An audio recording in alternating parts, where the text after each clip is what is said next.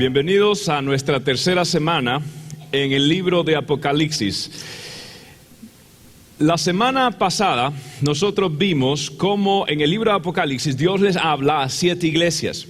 Y estas 7 iglesias son iglesias representativas a través de la historia de la iglesia. Por lo tanto, esas 7 iglesias, aunque fueron iglesias existentes, también son iglesias que reflejan los 7 estados y también las 7 estrategias con que el enemigo quiere atacar a la iglesia.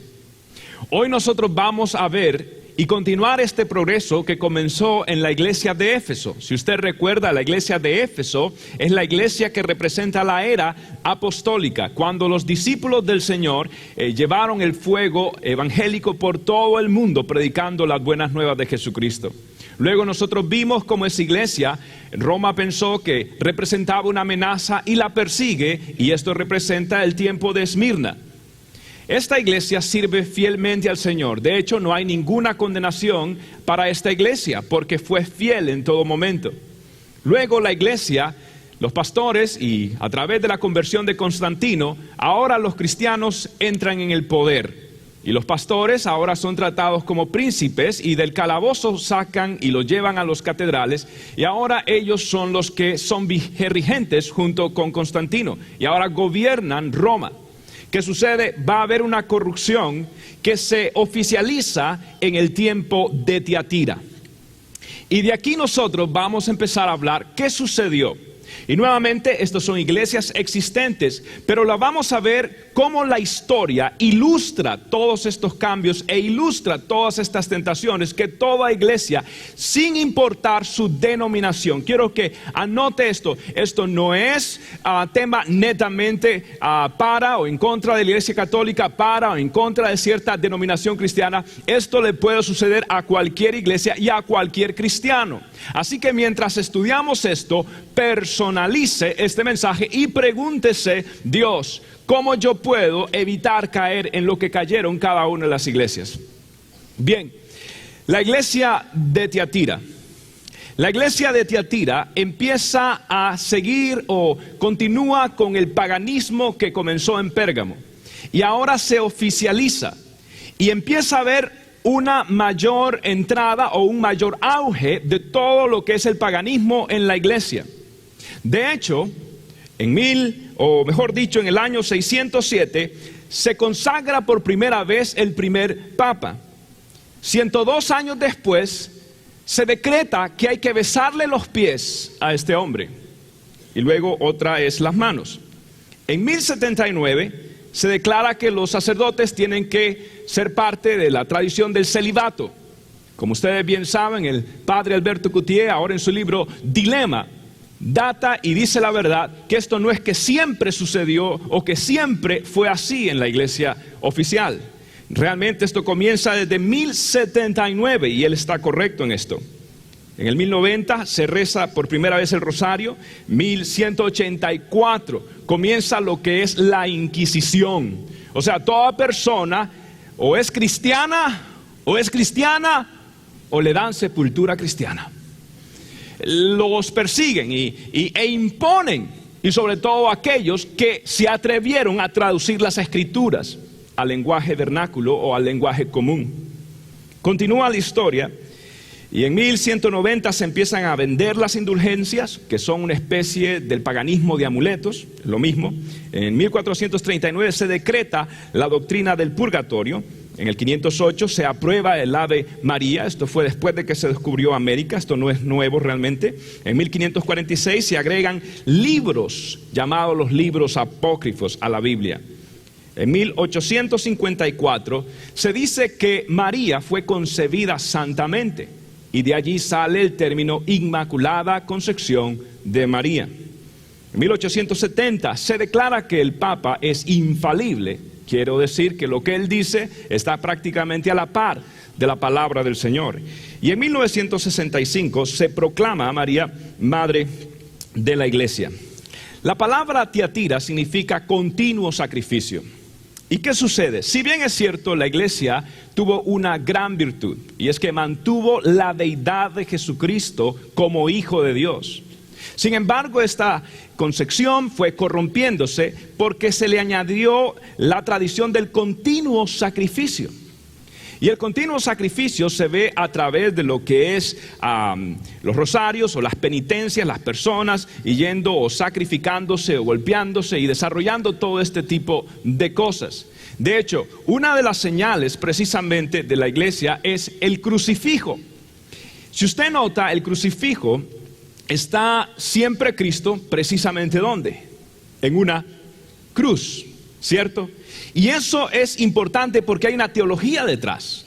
Al igual que en la hostia se cree que es una transustación, quiero decir, es el cuerpo literal o la sangre literal de Cristo. Igualmente en el crucifijo está reflejado lo que es ese continuo sacrificio, esa tiatira de que Cristo sigue crucificado. Por eso la cruz que normalmente se usa en cualquier iglesia, en cualquier edificio cristiano, por lo general va a estar vacía. ¿Sabe por qué va a estar vacía? Porque noticias tengo para usted. Cristo resucitó, está en el trono del Padre y está vivo. Está vivo Jesucristo. Ahora, todo esto progresa de una forma increíble. Ahora, Cristo tiene un elogio para esta iglesia. ¿Cuál es el elogio? Apocalipsis 2, versículo 9 dice: conozco tus obras, tu amor, tu fe, tu servicio, tu perseverancia, y sé que tus últimas obras son más abundantes que las primeras. ¿Qué quiere decir? Aún en medio de esta corrupción, el evangelio y la palabra de Dios empezó a tener un efecto. Y el efecto se vio manifestado en las obras, sobre todo las obras de caridad. Si usted lee la historia, realmente la iglesia cristiana, la iglesia en aquel entonces llamada católica, empieza a desarrollar todo lo que es las buenas obras. Y de allí empiezan a establecerse ¿qué? Hospitales, empiezan a establecerse orfanatos en aquel mundo pagano. La idea de cuidar de los huérfanos era desconocida. La idea de cuidar de los enfermos de esta forma era completamente desconocida. ¿Quiénes traen? Traen monjas dedicadas, sacerdotes, frailes dedicados, pero algo estaba sucediendo. En la cúpula era donde estaba mayormente la corrupción.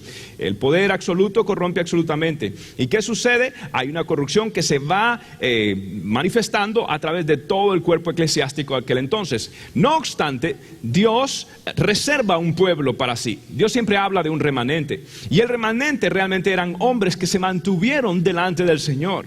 Hombres como Wycliffe, hombres como John Huss, como Jerónimo Savonarola. Estas personas se mantuvieron firmes en el camino del Señor y desafiaron incluso el sistema y pagaron con su propia vida, siendo quemados, siendo martirizados, debido a que cometieron el pecado grande. ¿Sabe cuál era el pecado? La iglesia había prohibido que la gente tuviese una Biblia.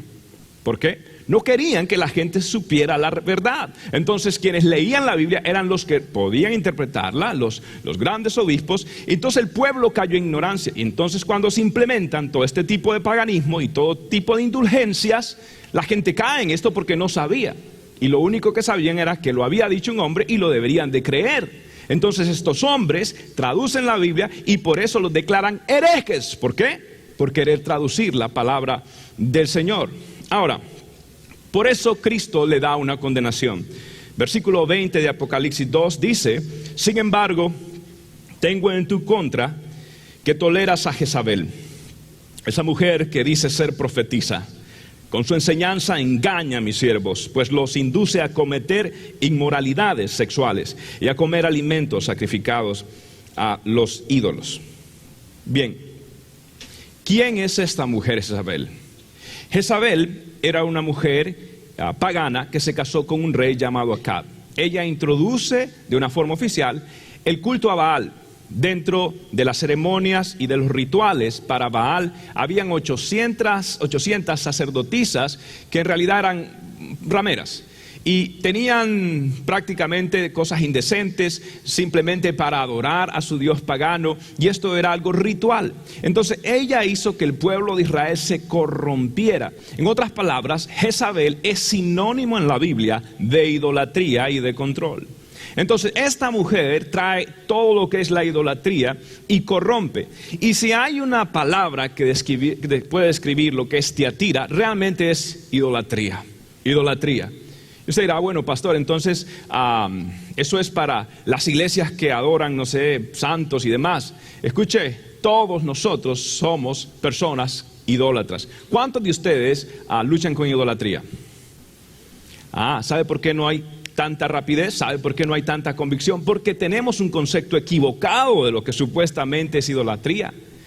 Martín Lutero decía, nadie puede romper los 10 mandamientos sin romper el primero, que es solo al Señor adorarás. ¿Por qué? Porque cuando una persona comete adulterio, está adorándose a sí misma. Cuando una persona comete el pecado de robar o de avaricia, esa persona está adorando el dinero, adorando todo lo que es los dones o posesiones materiales.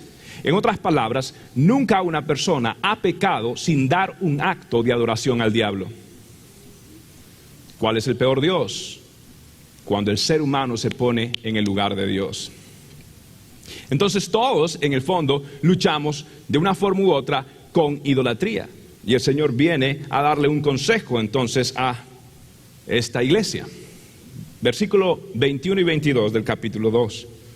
Le he dado tiempo para que se arrepienta de su inmoralidad, pero no quiere hacerlo. Por eso la voy a postrar en un lecho de dolor, y a los que cometen adulterio con ella los haré sufrir terriblemente, a menos que se arrepientan de lo que aprendieron de ella. Esto es tremendo. Básicamente el Señor está diciendo que esta iglesia va a pasar un periodo de tribulación bien grande.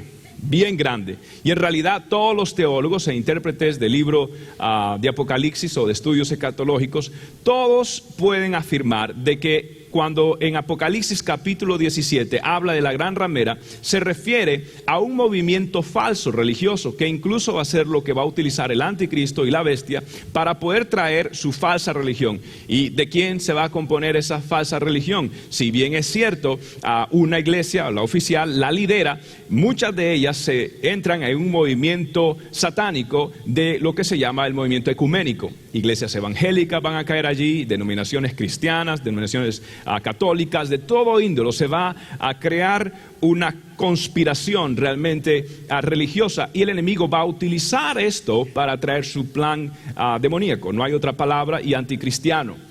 Entonces el Señor dice, va a haber un juicio grande. Le he dado tiempo, casi 1800 años, y no ha todavía recapacitado. Le he dado tiempo, vino una reforma, vino grandes hombres de Dios que hablaron, vinieron escándalos tras escándalos, aún escándalos de pedofilia y demás. No va a arrepentirse, se va a mantener en su lugar. ¿Por qué? Porque Dios está preparando esto para que todas las vertientes proféticas se cumplan en Apocalipsis 17. ¿Cuál es el desafío de Cristo? Apocalipsis 2, versículo 26 y 28 dice de esta forma: al que salga vencedor y cumpla mi voluntad hasta el fin, le daré autoridad sobre las naciones. También le daré la estrella de la mañana. Esto es tremendo. A mí me gusta esto porque Dios está diciendo que mi vida aquí en la tierra va a determinar mi posición en el reino milenial de Cristo. ¿Qué quiero decir? Dios nos está dando, y más adelante vamos a ver cuando estudiemos la boda del Cordero, como el proceso de una boda judía. Uno de esos procesos, después de hacer un pacto, es que el novio se iba y la novia se iba, y en el fondo la novia se iba a preparar, al igual que leemos en los tiempos orientales de Esther, que estaba preparándose para embellecerse, y en el fondo la iglesia está preparándose para embellecerse por el lavamiento de la sangre, la santificación del Espíritu Santo a través de la palabra, para preparar una iglesia sin mancha y sin arruga, una iglesia que esté preparada, santa, separada para el Señor. Una iglesia que esté lista para la venida del Señor. Y el Señor dice que esa iglesia será recompensada. ¿Cuándo? En los tiempos del reino milenial de Cristo. Dice que vamos a tener autoridad ¿sobre qué? Sobre naciones. ¿Qué quiere decir? Iglesia, si usted empieza a vivir su vida con una perspectiva eterna, y si usted empieza a tomar las decisiones diarias con una visión eterna de las consecuencias que sus decisiones tendrá, entonces usted va a decir: yo sé que hay una tentación, y yo sé que esa tentación es atractiva y jala, esa tentación es provocativa, pero a la luz de la palabra del Señor y a la luz de la eternidad, ¿por qué yo voy a comprometer mi tiempo eterno en el reino de los cielos por caer en un tiempo o en una situación temporal? ¿Por qué me voy a caer? ¿Por qué yo me voy a preocupar porque esta persona no le caigo bien, o porque esta persona piensa así o asá de mí? Si cuando yo tengo una perspectiva eterna del reino de los cielos, ¿por qué yo me voy a preocupar porque tengo problemas financieros, o porque tengo problemas migratorios, o problemas legales, o problemas de cualquier índole y gama? ¿Por qué me voy a preocupar si a la luz de la eternidad esto simplemente es una prueba para que Dios vaya a purificarme en mí, para que yo pueda honrar a Cristo aquí en la tierra, y Él me va a recompensar cuando yo llegue allá en el cielo? Cuando usted camina a la luz de la eternidad, usted tendrá como consecuencia, número uno, que caminará en seguridad, porque nadie le va a mover, nadie le va a quitar. Usted sabrá que esta leve tribulación produce en usted un cada vez mayor y excelente peso de gloria. Cristo está siendo formado en usted, y en segundo lugar, usted va a caminar en santidad, porque usted dirá: a la luz de la eternidad, ¿por qué yo voy a caer? A la luz de la eternidad, ¿por qué yo voy a ceder? A la luz de la eternidad, ¿qué son unos cuantos años? ¿Qué son unas cuantas pruebas? Si allá me espera el reino de los cielos. Supe de un misionero que llegaba de las misiones y regresaba a Estados Unidos, y casualmente en ese buque, en 1800, llegaba también un dignatario. Y cuando él llegaba, pues en el puerto le esperaban pues un comité, una bienvenida, trombones, trompetas y una gran gala de manifestación para darle bienvenida a aquel dignatario. Y aquel humilde pastor misionero llegaba con los achaques de la vida misionera. Y él miró y se sintió un poquito pues opacado. Y el Señor le dijo: es que tú no estás todavía de regreso a casa. Muy pronto estarás de regreso en casa, y allá escucharás la voz del Señor que te diga: bien hecho, siervo, bueno y fiel. En lo poco, esta vida es poca, en lo poco me fuiste fiel, en lo mucho te pondré. Entra en el gozo de tu Señor. Qué hermosas palabras, qué hermosa convicción. Ahora, ¿qué sucedió? Debido a que la iglesia entró en paganismo y demás, hubieron un grupo de hombres que se levantaban, pero ninguno de ellos se puede comparar a un fraile alemán que en un determinado momento empezó a estudiar la Santa Escritura por sí mismo, y se metió a una biblioteca y empezó a estudiar, y se dio cuenta que había muchas anomalías, sino herejías dentro de la iglesia.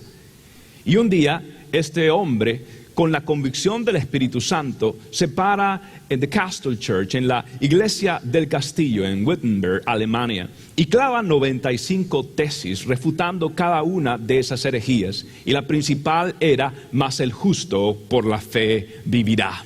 No es el continuo sacrificio, no es la continua compra de indulgencias, no es el pago para que se haga una misa para sacar familiares del purgatorio o del infierno, no es ninguna de estas cosas que se habían determinado en ese tiempo. Por ejemplo, era ley dejar herencia, casi 20, 35% por ley a la iglesia.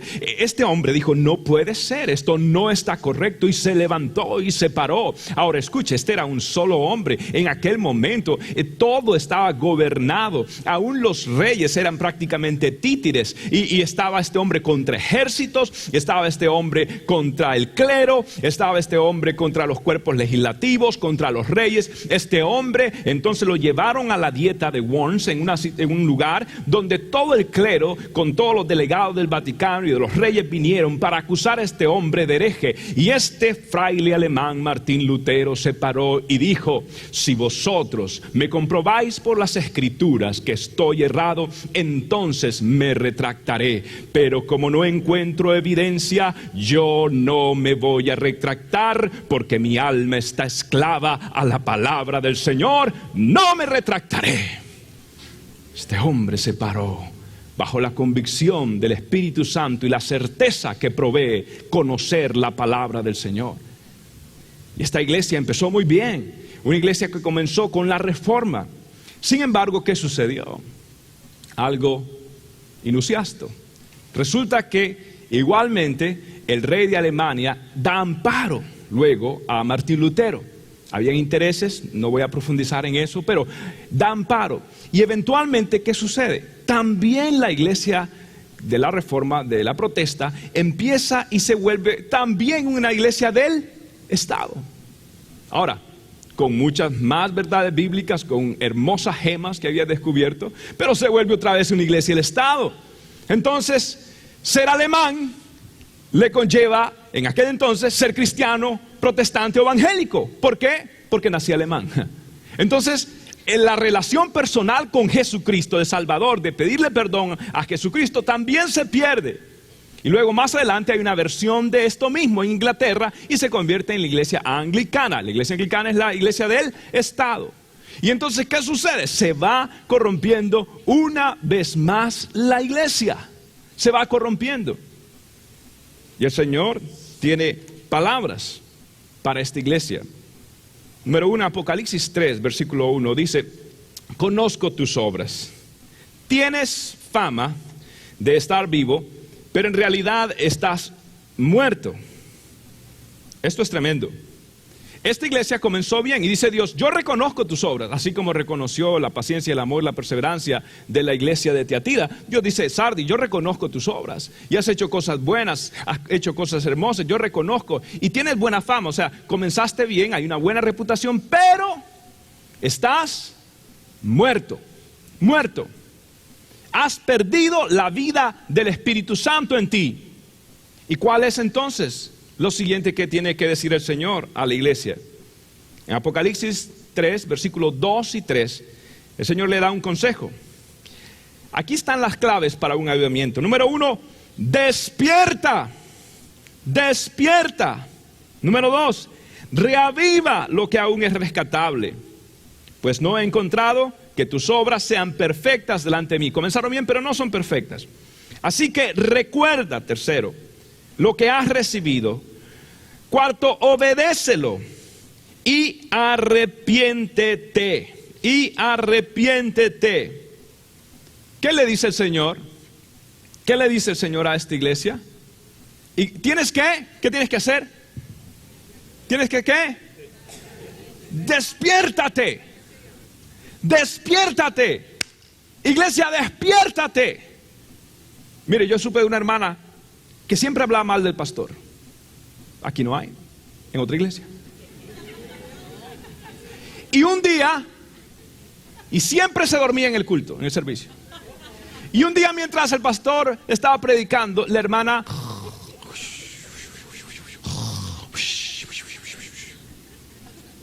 y de pronto, amados hermanos, se va la luz.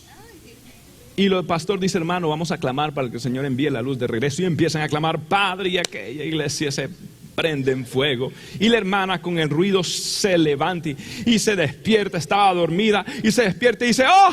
Estoy ciega, estoy ciega. Oh, eso me pasa por hablar de fulanito, del diácono, del otro diácono, de la otra diaconisa. Eso me pasa por hablar mal del pastor, del esposo del pastor. Eso me pasa por hablar. Y de pronto vino la luz.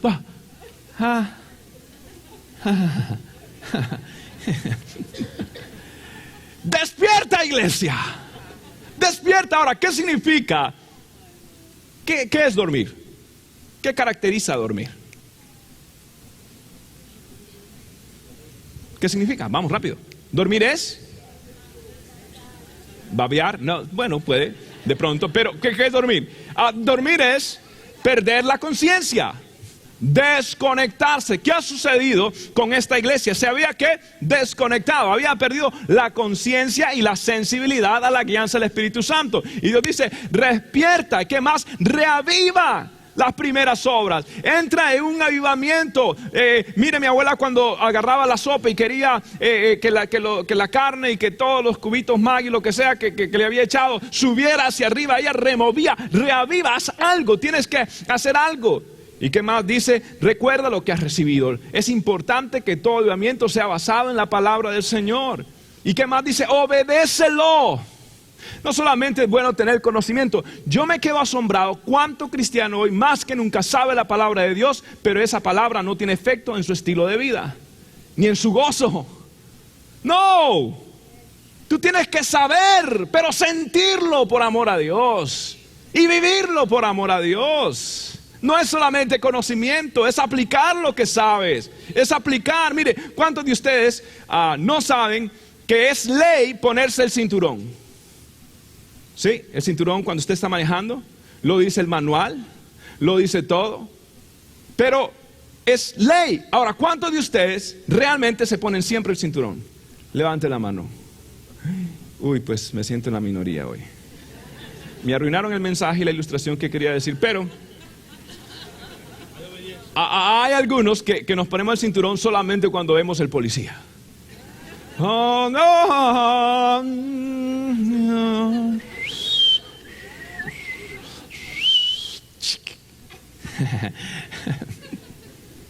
¿Hay algún policía aquí? Tengo una confesión que hacer.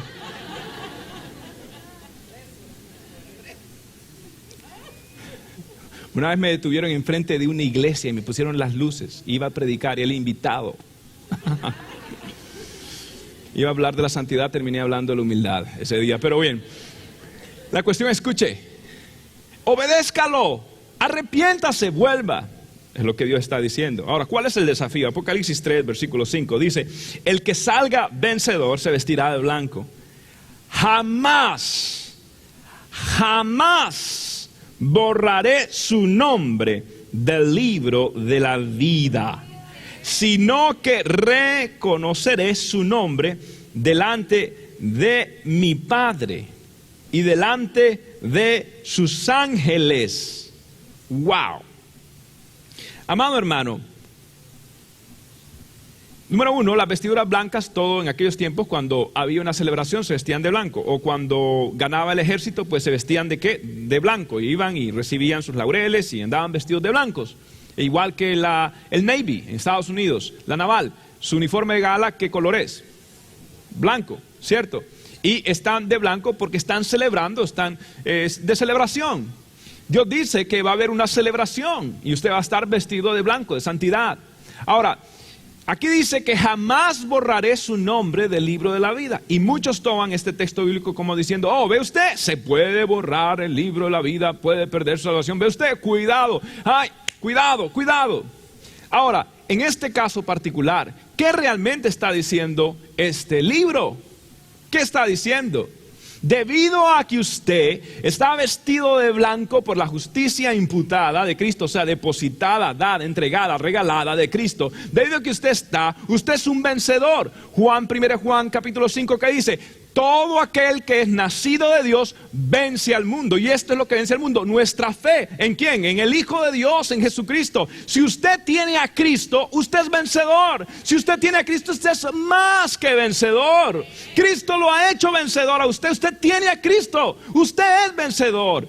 Y Él lo ha santificado. La Biblia dice, y le voy a mostrar un texto que lo va a dejar perplejo.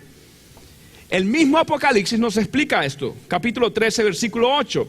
La versión de la Biblia de las Américas, creo que es la mejor traducción en este texto en específico.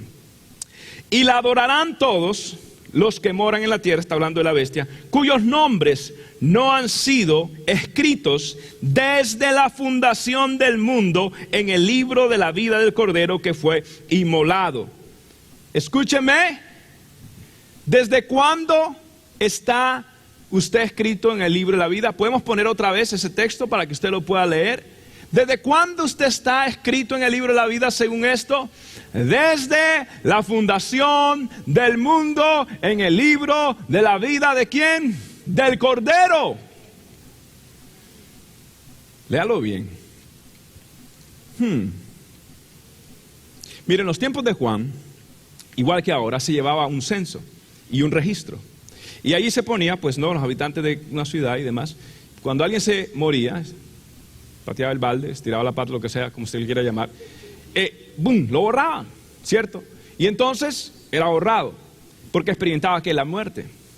Aquí lo que está diciendo el Señor, que las personas que tienen una una relación personal con Jesucristo, que son vencedores, nacidos de Dios, que tienen vestiduras blancas, estas personas, Dios dice que jamás su nombre será borrado del libro de la vida del Cordero. ¿Sabe por qué? Porque usted nunca experimentará la segunda muerte. Como expliqué la semana pasada, Apocalipsis capítulo 20, es cuando los que están en el infierno pasan al lado del fuego. O sea, es la separación ya oficial, eterna de Dios. Y entonces, ¿qué sucede? Usted no va a experimentar, en otras palabras, lo que está diciendo el Señor, usted va a ser vencedor. Usted no experimentará esa muerte porque Cristo es su Salvador. En otras palabras, es texto de darle seguridad, y su nombre jamás será borrado del libro de la vida. Diga conmigo, jamás será borrado mi nombre del libro de la vida. Jamás. Dile que está a la par. Jamás. No lo digo yo, lo dice la palabra del Señor. Aleluya, qué promesa más hermosa. Ahora, pasamos a la iglesia de Filadelfia. La iglesia de Filadelfia es una iglesia muy hermosa, porque aún la iglesia de la Reforma empieza a oficializarse o ser iglesia del Estado. ¿Qué sucede? Dios siempre llama a un remanente, y hay gente que quiere adorar a Dios, y aún de las iglesias, entre comillas, protestantes o evangélicas, sale un grupo. De hecho, los Pilgrims que fundaron Estados Unidos en Holanda y luego llegan a Estados Unidos porque querían adorar realmente al Señor, no como lo decía la iglesia evangélica protestante anglicana, no, querían adorar a Dios en espíritu y en verdad. Y no solamente ese movimiento, también hay un movimiento de hombres que quisieron buscar el rostro del Señor. Uno de ellos era un hombre llamado William Carey. William Carey apenas era un remendón de zapatos. Remendaba zapatos. De joven, a los 16 años, Dios empieza a hablarle y él pone un mapa mundi, un mapa donde miraba a todas las naciones. Y mientras él remendaba, el Espíritu Santo le decía: William, yo voy a levantarte y te voy a usar poderosamente. Eres tan solo un remendón, pero un día de zapatos, pero un día te voy a usar para remendar vidas al mundo entero. Y este hombre le creyó a Dios y se fue a la India de misionero. Y este hombre empezó a servir a Dios, y junto con William Carey vinieron grandes hombres como David Livingstone, el cual fue el primero que fue al África y el primer hombre que hizo un mapa del África. Y vinieron grandes hombres de Dios, Adoniram Hudson, vinieron pero tantas personas que empezaron a servir a Dios. Aquí en Estados Unidos se levantó David Brainerd, que murió sirviendo los Pieles Rojas en Georgia en aquel entonces. Hubo un movimiento tremendo, y esta iglesia empezó a buscar al Señor. Una de las características de esta iglesia es que anhelaban la santidad del Señor, y de ahí se levanta el movimiento de la santidad, Holiness Movement. De ahí nacen eventualmente los metodistas, y de ahí en adelante se desprenden los pentecostales, los carismáticos. Se va levantando un mover de un deseo de santidad, de buscar a Dios, pero se manifestaba en las misiones. No me diga que usted tiene el poder de Dios y no tiene compasión por el prójimo. Ese no es avivamiento. Todo avivamiento es cuando el Espíritu Santo llegaba a un lugar, dice: y recibiréis poder, ¿sí?, para que me seáis testigos hasta los confines de la tierra. Cada vez, ¿por qué se derramó el Espíritu Santo en ese lugar? La gente empezó a preguntar, ¿por qué? Porque Dios quería traer un testimonio. Y eso sucedió en los tiempos de Inglaterra y de los hombres que fundaron el movimiento de Missionary Faith Movement también, el movimiento de fe de misiones. Y empezaron a querer servir y a tener un anhelo por la santidad de Dios. Tremendo.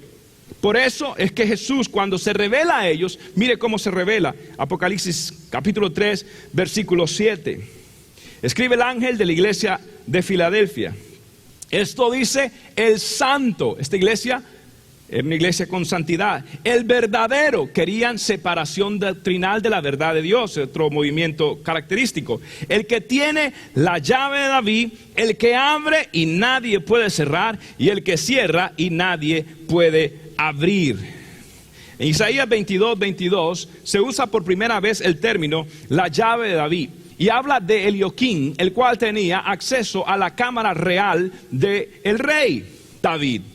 En otras palabras, Dios está diciendo, el santo, el verdadero, la persona que vive con el deseo de querer agradar a Dios en santidad y tener la verdad doctrinal de la palabra del Señor, Dios hace algo. Dios le recompensa con la llave de David, la cual tiene acceso a la recámara del rey. Y Dios dice, cuando tú me buscas, me hallaréis, porque me buscaréis de todo corazón. Si tú buscas al Señor, Dios va a manifestarse a tu vida. Si tú realmente quieres de Dios, Dios te dice, ven, yo te invito. Y si tú vienes a la presencia de Dios y aceptas el reto del Señor, oh amado hermano, Dios se va a manifestar en tu vida de una forma gloriosa. El Espíritu Santo te va a hablar, el Señor te va a revelar su palabra. Atrévete a aceptar la invitación de Dios. Camina en santidad y en verdad, y Dios te dará mayor intimidad y acceso a la recámara de Dios. Dios te dará la llave de David. Dios dice, y donde yo abro hay una característica: nadie puede cerrar. Quiero que sepas, Dios sigue en el negocio de abrir puertas. Es mi Dios el que me abre puertas. Es mi Dios el que me abre puertas. Ahora, aquí hay un elogio. Apocalipsis capítulo 3, versículo 8 dice, conozco tus obras. Mira que delante de ti he dejado abierta una puerta que nadie puede cerrar. Mira, esto es tremendo. Ya que tus fuerzas son pocas, pero has obedecido mi palabra y no has renegado mi nombre. Esto es tremendo. Dios está diciendo, sé tus obras, y déjame decirte algo. Yo sé que tú eres débil. Yo sé que tienes pocas fuerzas. Yo sé que no son muchos. Es más, la iglesia puritana, la iglesia que quería conocer a Dios y buscar el rostro de Dios, era atacado por la iglesia oficial romana, era atacado por la iglesia anglicana, por la iglesia luterana, era atacado por todo el mundo. Eran minoría, eran pocos. Pero Dios dice, yo sé, y aunque tienes pocas fuerzas, yo estoy contigo. Yo tengo una puerta abierta. Eso es una iglesia que está en total dependencia del Señor. Y la iglesia de Filadelfia es una iglesia que está en total dependencia del Señor. Ahora, mire usted versículo 9, versículo 10, y usted va a ver la promesa para aquellas personas que se guardan para Dios. Apunte por favor, esto es importante. Voy a hacer que los de la sinagoga de Satanás, que dicen ser judíos, pero que en realidad mienten, esta en realidad es una vocabulario alegórico para decir los que dicen ser cristianos y no lo son, vayan y se postren a tus pies y reconozcan que yo te he amado, ya que has guardado mi mandato de ser constante. Yo por mi parte te guardaré de la hora de la tentación que vendrá sobre el mundo entero para poner a prueba a los que viven aquí en la tierra. Esto es tremendo. Número uno, aquí hay dos provisiones que Dios hace. Número uno, vindicación. Número dos, protección. Vindicación, ¿por qué? El Señor le dice, he aquí yo entrego la sinagoga de Satanás a los que dicen ser judíos, pero no lo son. He aquí yo haré que vengan postrados a tus pies y reconozcan que yo te he amado. Usted recuerda cuando aún el mismo Saúl odiaba a David, pero tuvo que venir postrado reconociendo, diciendo, tú eres el ungido del Señor. Y déjame decirte algo, al igual que David, pueden haber personas que te odien, personas que no le caigas mal, que no les caigas bien. Hay personas que puedan hablar contigo, hay personas que no te desean bien. Pero ¿qué hizo David? David no se defendió. Deja que Dios defienda quién tú eres. Deja que Dios hable por ti. ¿Y qué hará el Señor? Dios hará que tus enemigos un día vengan postrados, y el Señor pondrá a tus enemigos debajo de tus pies como vindicación de que Él está contigo, de que Él no te ha dejado. Y no importa lo que diga el hombre, lo importante es como Job, mi testimonio está en las alturas y mi testigo está en los cielos. Y cuando tú caminas sabiendo que Dios es el que va a hacer justicia, por eso la Biblia dice, no juzguéis nada hasta que venga el día del Señor. De eso vamos a hablar más adelante. Dios es el que te va a hacer justicia. Segundo, Dios te da protección. Protección. Yo te guardaré de la hora de prueba que ha de venir sobre los moradores de la tierra. Yo recuerdo cuando vino los huracanes hace como 6 años, y muchos huracanes. Ya cuando venía cualquier indicio de huracán, ¿qué hacíamos los floridianos? ¡Wow! Nos poníamos rápido. Yo recuerdo que cuando vino un huracán que no hizo daño, pero se llamaba Wilma, creo que se llamaba Wilma. Yo me fui a la casa de un hermano, estábamos compartiendo y decidimos estar juntos esa noche, estas dos familias. Y yo me acuerdo que esta familia tiene una casa grande y todas sus puertas y todas sus ventanas están con vidrios antivientos huracanados y demás. Y yo me acuerdo que estaba aquel viento tremendo y yo miraba desde mi ventana con una taza de café el viento.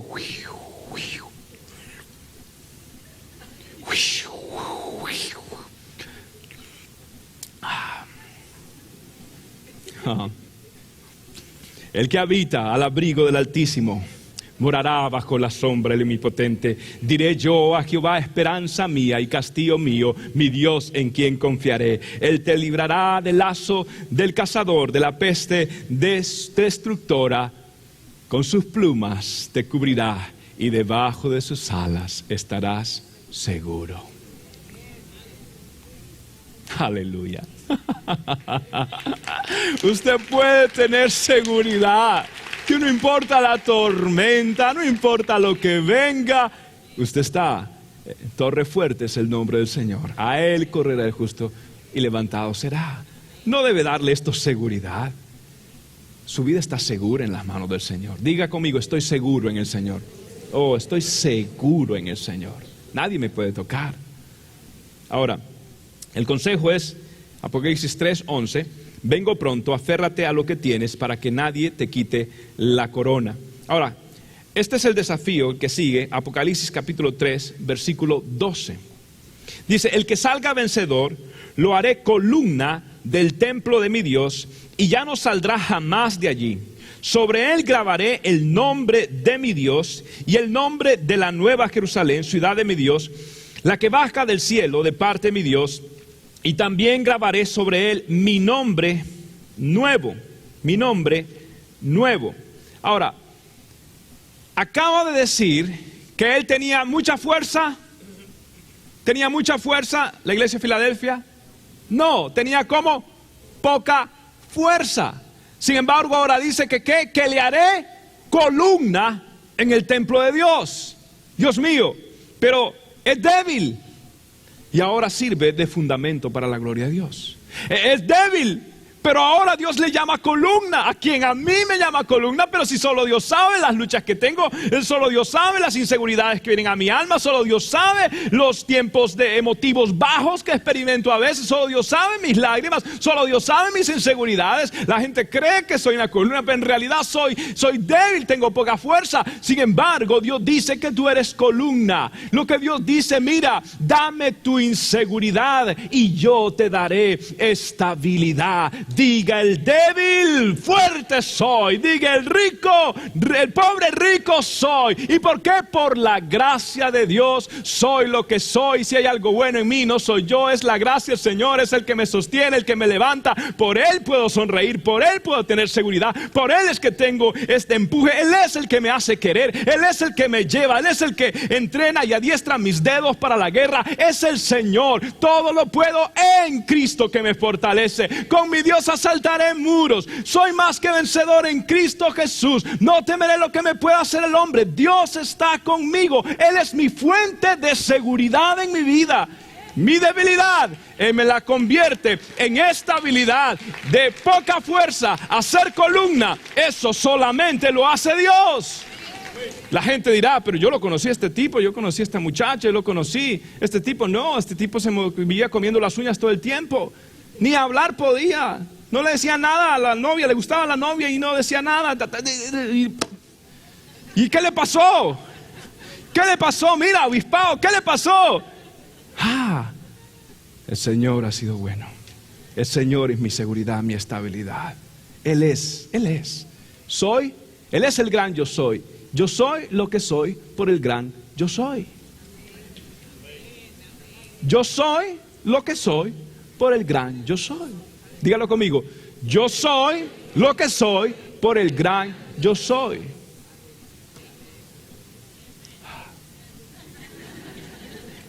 Lávalo. Ahora, ¿qué sucede? Vamos a nuestra última iglesia. Y habla de la iglesia de Laodicea. Ahora, según los escatólogos, las últimas dos iglesias realmente son las más representativas de los últimos tiempos, casi que existen o coexisten, aunque yo personalmente creo que nadie puede realmente determinar este es exactamente así cada etapa. No, son ilustrativas, la historia ilustra lo que ha pasado, pero en realidad refleja, en mi opinión, los 7 estados. Pero sí es característico de los últimos tiempos estos dos tipos de creyente. Mire usted, Apocalipsis capítulo 3, versículo 15 y 17. Dice, conozco tus obras, sé que no eres ni frío ni caliente. Ojalá fueras lo uno o lo otro. Por tanto, como no eres ni frío ni caliente, sino tibio, estoy por vomitarte de mi boca. Dices, soy rico, me he enriquecido, no me hace falta nada. Pero no te das cuenta de que eres infeliz, miserable, eres pobre, ciego y desnudo eres tú.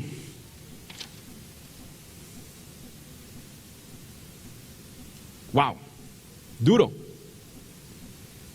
Esta iglesia había caído en un estado donde Filadelfia tiene total dependencia. Y esta iglesia es autosuficiente, la Odisea. Y dice, mi estilo de vida sube, mi fe baja. No necesito realmente a Dios. Soy una iglesia próspera, tengo tremendo templo, tenemos tecnología, tenemos televisión, tenemos tantas cosas. Wow, a mí me da miedo cuando yo leo todo lo que está diciendo esto. ¿Pudiéramos nosotros calificar como una iglesia laodiceana? Le aseguro que sí, que Dios nos guarde. Pero tengo todo, es más, puedo correr sin Dios. ¿Por qué? Porque tengo un programa muy atractivo para todas las edades. Que Dios nos guarde, que Dios nos guarde de caer en el estado de la iglesia de la Odisea. La iglesia de la Odisea. ¿Cuál es el desafío? El desafío es, al que salga vencedor, le daré el derecho ¿de qué? De sentarse conmigo en mi trono, como también yo vencí y me senté con mi Padre en su trono. Esto es tremendo. Dios está diciendo, yo me he sentado en mi trono. Jesús dijo, donde yo estoy, también vosotros estaréis. He aquí yo voy a preparar morada para vosotros. Y el Señor está sentado en un trono. Y Él dice, ustedes también se van a sentar en mi trono. Y ustedes también van a salir vencedores. Ustedes también. Ahora, ¿sabe usted lo que se repite en todas las iglesias? En estas 7 iglesias, lo que se repite en cada una de esas iglesias, en Éfeso, en Esmirna, Pérgamo, Tiatira, Sardis, Filadelfia y la Odisea. Hay una expresión que se repite a todas ellas, a todas. Es la única expresión que no falla en ninguna de ellas. ¿Sabe cuál es? El que tenga oídos para oír, que oiga lo que el Espíritu dice a la iglesia. Todas estas iglesias entraron en problemas en el momento que perdieron la intimidad y la sensibilidad a la voz del Espíritu Santo.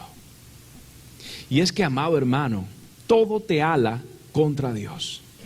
Las voces del mundo, las voces del materialismo, las voces del paganismo, las voces de las tentaciones. Todo, cada vez que estás en todo lugar, en el supermercado, con tus clientes, todo el mundo quiere como robarte, llamarte la atención de Dios y quitarte tu enfoque del santo caminar del Señor. Y Dios dice, el desafío es que tú nunca dejes de escuchar la voz del Señor en todo momento. Éxito eclesiástico es una iglesia llena de la palabra, del concepto correcto de la deidad de Jesucristo y de la comunión y la sensibilidad del Espíritu Santo en todas sus decisiones. Aquí en esta iglesia, la presidencia del Espíritu Santo es vigente por la gracia de Dios. Pero nos puede pasar, nos podemos desviar. Jesús dice, piensa en la eternidad. Mira, piensa, un día te vas a morir. ¿Y qué va a pasar? Yo te haré sentar en el trono. Piensa en la eternidad, piensa cada decisión que hagas, piensa en la eternidad, por favor. Mire, esta semana, hace 2 semanas realmente, sentí el deseo de orar un poquito y me puse a orar. Y la verdad no sentí nada, no sentí la presencia de Dios, nada cayó, no lloré, nada. Fue bien sencillo, fue bien básico, no sentía nada, la verdad, le soy franco. Y fueron como 20 y pico de minutos y luego salgo a mi casa. Y cuando iba de camino a casa, noto que en la hilera de la izquierda hay como un cierto tranque y me hago a la derecha. Y cuando iba hacia la derecha, de pronto miro a mi lado izquierdo y miro un muchacho o una persona tirada en el piso, revolcándose de dolor, ensangrentada. Inmediatamente saqué la conclusión que había sido arrollado. Abruptamente parqué mi carro, salí corriendo. Cuando llegué, el cuadro era patético. El muchacho estaba muy, muy mal. No había mucha probabilidad de vida en mi pobre opinión básica, de lo poco que sé. Y había una persona hablándole, diciéndole, y el muchacho no contestaba. Yo no podía hacer nada. Lo único que pude hacer es orar. Y la verdad empecé a orar por él y empecé a orar y él estaba postrado y yo empecé a orar, pero la verdad yo no le toqué porque no quería que haya contacto de sangre y demás, pero yo empecé a orar. En un momento determinado el muchacho abrió sus ojos y buscó de dónde venían las palabras de esa oración. Y el muchacho, cuando me vio, el muchacho me miró y él levantó su mano y él tomó mi mano. Sus manos frías encendieron mi corazón. Sabía que casi no había vida en él y empecé a orar: en el nombre de Jesús, tú vas a vivir. Tú no vas a morir. En el nombre de Jesús. No, en el nombre de Jesús tú vas a vivir. Dios tiene un plan. Dios te ama. No, tú no te vas a morir. Tú vas a vivir. Dios tiene un plan contigo. Dios me envió a este lugar. Dios me puso en este lugar para que yo pueda orar por ti. Y empecé a orar. El muchacho a veces quería desprenderse la mano. Yo oraba con intensidad. Oraba y clamaba. Luego me di cuenta que los paramédicos ya venían y ya estaba la policía. La policía me dejó, gracias a Dios, continuar ministrando al muchacho. Y cuando ya estaban cerca los paramédicos, le pude preguntar y le dije: ¿cuál es tu nombre? Y él me dijo: Gilberto. ¿Sabes? Yo sentí como que si él fuera mi hijo en ese momento. Yo no sé, le pregunté: hijo, ¿cuántos años tienes? 20. Un niño, un joven. Y por su atuendo se miraba que era un pordiosero. De pronto cayó en drogas. ¿Quién sabe qué le sucedió a este chico? ¿Y sabe lo único que decía cuando pudo hablar? Decía: papá, papi.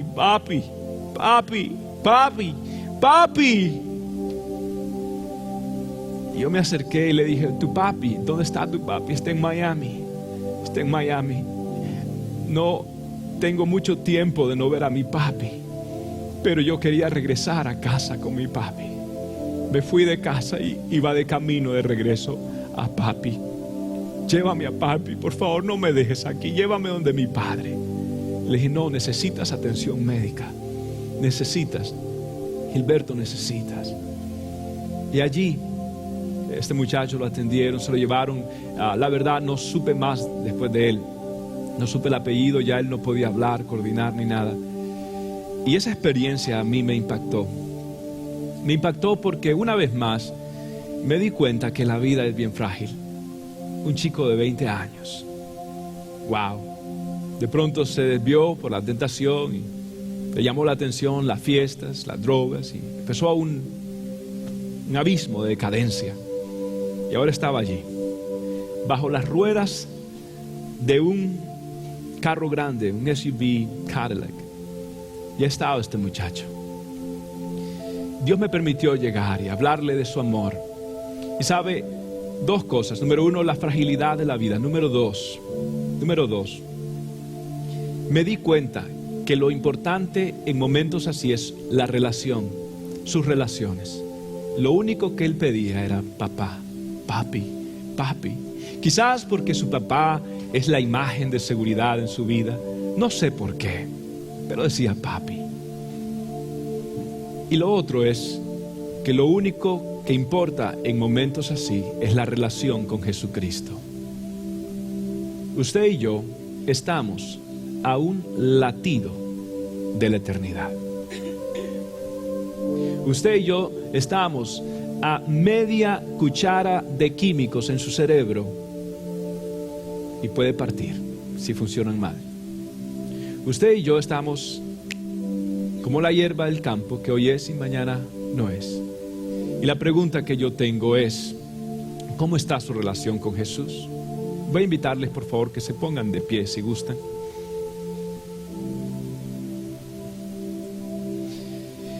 Yo quiero hablarles a mis amigos, a las personas que nos visitan hoy. Quiero hacerte una pregunta. ¿Cómo está tu relación con Jesucristo?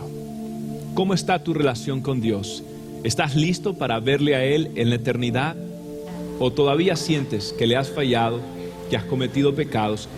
Te hago una pregunta. ¿Quieres estar a cuentas con Él? Yo voy a hacer una oración, mi querido amigo, mi querida amiga. No importa si usted se llama católico, evangélico, de cualquier denominación. Este problema no es problema denominacional o religioso. Este es un problema de la raza humana. Siempre nos desviamos y necesitamos un Salvador, Jesucristo. Usted quiere hacer las paces con Dios. Yo voy a hacer una oración. Repítala allí donde está. Todos los que estamos acá, ayúdenme con esta oración. Ahora, si la va a orar, dígala de corazón. Mientras yo digo, usted repite. Cierre sus ojos donde está y repita conmigo esta oración. Y diga allí donde está: Señor Jesús, te doy mi corazón. Perdona mis pecados. Te declaro como el Señor de mi vida. Creo que moriste por mí en la cruz, que resucitaste, que pronto vienes por mí. Te entrego mi corazón, mis sueños, mi destino. Jesús, mi vida es tuya. Jesús, mi vida es tuya. Te la entrego hoy. Dame tu paz, dame tu perdón. En el nombre del Padre, del Hijo y del Espíritu Santo. Amén.